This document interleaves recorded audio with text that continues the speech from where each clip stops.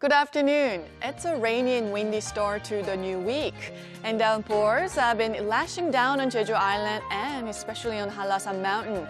It have already dumped more than 100 millimeters of rain on parts of the island, and most areas will see rain until late tonight. And heavy rain advisories are in place on Jeju Island and parts of the Jeolla-do and Gyeongsang-do Provinces.